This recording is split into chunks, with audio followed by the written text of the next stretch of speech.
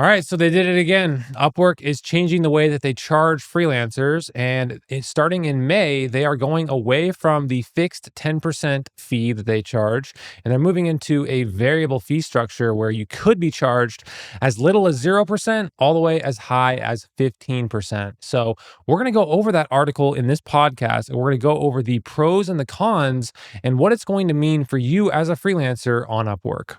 Now, most people are freaking the hell out about this, and for good reason. People are tired of paying these fees, but we're actually going to take a measured approach. We're going to go over some of the drawbacks, and this actually could be a good thing, and we're going to go over that in this podcast. So the headline feature change here is that your fees to Upwork could be anywhere between 0 and 15%. And I think the ambiguity of is my fee going to be higher than it is now, or is it actually going to be lower, is what's causing people to freak out. So let's start at a high level, okay? Let's talk about why Upwork is doing this. Is it because they're a corporation and they just want more profits? Yes, probably that's a part of it. But at a high level, why are they changing it from a fixed rate into a variable rate? And our theory, we've been talking about this for a while since that article dropped. Our theory is that they're doing this because they need to move freelancers out of commoditized areas and incentivize them to move into non-commoditized areas, also known as high demand skill sets. So they're going to do that by making it more expensive to be in a more commoditized area where there's too many freelancers offering the same service. And they're going to incentivize them to shift into different skill sets and different niches by offering them a lower fee so that they end up taking home more. So that's what they're doing. They're basically doing the carrot and the stick here. They're charging the freelancers that are in commoditized areas, and they're charging them more, and then they're incentivizing those where they need more freelancers, in areas where they need more freelancers and the demand outpaces the supply of freelancers, by incentivizing those people with less fees. So I think this is smart. I think this is smart because this is something you should already be doing as a freelancer. Times change really fast. We have AI, we have new tools. That is the part of being a successful freelancer, is staying on the ball and being adaptable, being able to pivot as needed. So you should already be doing this in practice, but Upwork is kind of forcing you along to do this.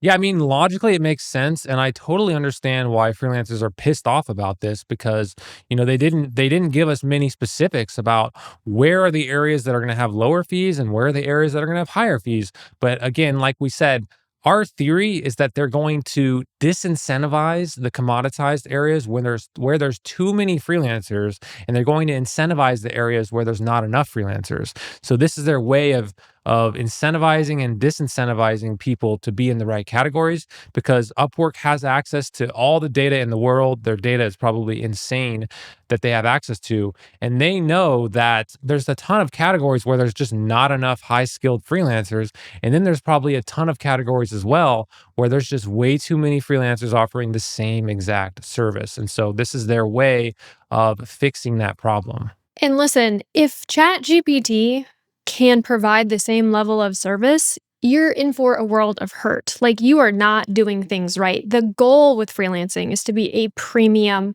option, the obvious choice. So you have to be able to provide such a high level of value that ChatGPT doesn't even come close to what you can produce. And so that's what we preach. And you really have to let that sink in and at least strive towards that goal. Yeah. So what does this mean for you, right? Like, I think that this means that, like Jessica just said, your ability to outcompete AI services is going to be more and more important as the time goes on, because as a freelancer in 2025, your service has to be so much about communication and the client experience, because that's what's going to separate you from AI tools. So the reason people hire freelancers is because they want someone to talk to. They want to bounce ideas off of someone. They want someone that's a creative partner in that project versus talking to a machine AI and getting this kind of the same AI result that everyone else is getting with the same prompts that they're putting into these tools. So as time goes on, your ability to be a really good communicator, to be a really good just person to deal with is going to become more and more important. Your ability to come across on video, your ability to speak and be clear with clients is going to become more important. So just keep that in mind as these fees get implemented and Upwork starts taking a more active approach to incentivizing and disincentivizing freelancers from being in the right categories. So, if you dive into this article and look at those questions and answers, most of them are pretty straightforward and easy to understand, but some of them are pretty corporate speak and ambiguous. So, let's dive into a couple of these and uncover what the hidden meaning of these answers are. So let's talk about this one. What additional benefits or features am I getting with this change? And this is an interesting answer. So Upwork says this new approach is designed to benefit freelancers by creating a more balanced and healthy marketplace where freelancers set their pricing based on the value of their work. We'll continue to monitor feedback and outcomes closely to evaluate the value the model delivers for freelancers and clients alike. So, yeah, we're going to need to decipher that a little bit. So, this really validates the theory that we've been talking about so far is like Upwork is trying to diversify and even out the different demands for certain jobs, for certain freelancers. This definitely checks out with what we've been talking about so far. Now, the part where it says where freelancers set their pricing based on the value of their work, that is just so undecipherable because what does that actually mean? Is it the value I place on it or is it the value the client places on it? And how does Upwork know what the value of my work is? So again, I'm very curious to see how that plays out, and I really am curious to see which categories of service have a higher fee and which ones have a lower fee because I think that's going to tell you everything about what Upwork is trying to do. So we're going to have to wait until May to see where those numbers are, but we'll definitely dive into them when we can. So, after reading through this article, I do spot a silver lining. So, all of this fee change structure does not impact freelancers with current contracts. So, that should give you a little bit of peace of mind. And it does not impact direct contracts. So, it's just new contracts starting on May 1st. Okay, so this is the most interesting line in the whole article. So I'm going to read it for you. What factors actually determine the freelancer service fee that I'm going to pay? And they say, our algorithms will keep evolving, but we expect the fee will vary based on factors as the level of supply and demand to start. So that's going to be the only factor that is going to affect this fee in May and grow to include things such as client and freelancer tenure and membership plan. So let's talk about that. Your tenure as a freelancer on Upwork might actually affect the percentage that you pay on these contracts. And I think for long-term users of Upwork, that means you're going to get a discount on this fee if you're a long-term member. So, hey, I think that actually is fair. And I think we all us long-term users of Upwork, we should get a discount on the fee if we've been on the platform for years and years and years, and we've made Upwork a ton of money with those fees. Your membership plan might actually affect it. So, they're the carrot and the stick here. They're going to try to incentivize you to pay that $20 a month to be a part of the Upwork membership plan, the Freelancer Plus program, which is something that I'm actually signed up for just because I go through quite a few connects. But I do make sure that those connects that I buy have an ROI. So if you're not making that $20 back every single month, not something that you should do. But they are trying to incentivize that, as well as the job category, scope, complexity, urgency of the project. So those are massive. So what that means is obviously the category is what kind of niche you're in could affect the fee, but the scope of the project could affect the fee. So that means if that project is $5,000 plus, I'm assuming that means they're going to charge a lower fee because the total fee would be higher the more the scope increases. So I'm assuming that the bigger the project, the lower the fee, but I could have that completely reversed. The complexity and the urgency of the project could affect it. So I mean, there's a lot of factors here that could affect this percentage, and it's just going to be a matter of seeing how it rolls out and looking at that job post and determining if that percentage is worth it to even apply for that job. So, as a freelancer, what can you do? What can you do? We have a little less than a month away till when this actually rolls out. And so, I think as a freelancer, what you can do is just be very mindful and very intentional with observing these changes as they roll out. So it does say that on new proposals or new jobs, it's going to list out the potential fee. So that's good. So just be very, very mindful of that. Be very strategic, as we always recommend. You're sending custom proposals, you're doing a really good job trying to find the right fit for your skill set. But be open, be flexible to pivot, depending on how in demand the job is. Tyler, what do you think freelancers can do to stay ahead of this update? Yeah, so something to keep in mind is that Upwork already kind of has a variable fee structure implemented right now, and that would be called Upwork Connects.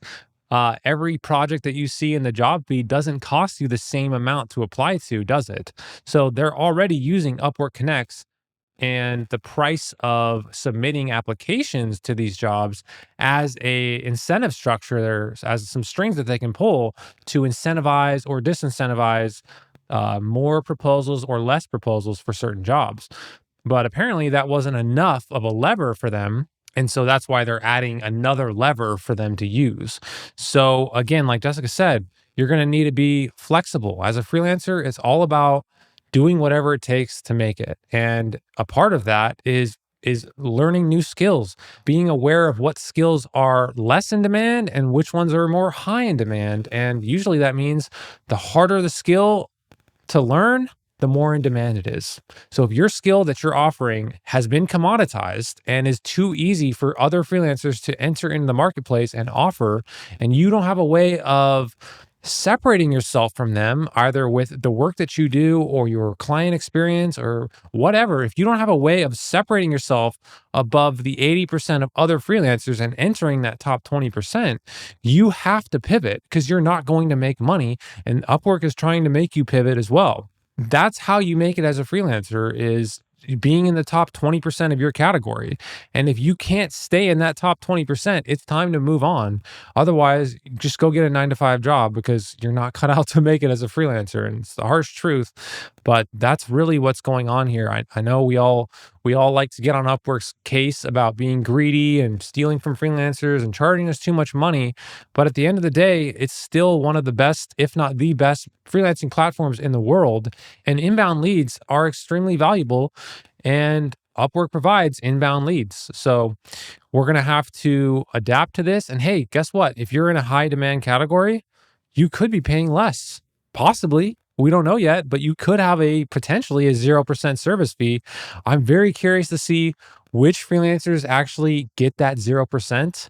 But personally, I think us long-term freelancers with over 50K earned should have a much lower fee than other freelancers because we've made Upwork a ton of money. If you calculate what we've actually given Upwork in terms of fees, it's a crazy amount of money, and I think we deserve to be incentivized for doing that. And again, like Tyler mentioned, when we compare this to the cost of client acquisition outside of Upwork, like Upwork is fantastic, right? Because what's the alternative? What is the alternative here? You are maybe setting up some ads, maybe you're sending cold emails, maybe you're going to conferences or networking events. Like all of that, all of those avenues are not only really expensive in terms of your time, but also resources and money. So Upwork is still such an amazing platform to get inbound leads. Yeah, look, we're not telling you you have to be a huge super fan of Upwork. I mean, we are fans of Upwork because the platform has treated us well. We have had really good client experiences on there, and it's increased both of our annual incomes by 20 to 30%. But it should just be a tool in your toolkit. All those things Jessica just listed out for client acquisition, you should be doing them. they're going to be more expensive than using Upwork, but you should be doing all of them because as freelancers, we have to use every single tool in our toolkit to survive and to thrive. So, again, you don't have to like Upwork. We're not telling you to be super fans of Upwork, but you need to understand why they're doing this so that you can make more money and use Upwork as a tool to win clients. So, what do you think? Do you agree with this theory? Do you disagree? We would love to know your perspective on this. And we are always looking for new content ideas, new video topics. So, feel free to leave us a comment. And lastly, we will be launching our school community in the coming months. So, if you are interested in this and want to be notified, feel free to email Tyler, and we will see you in the next one.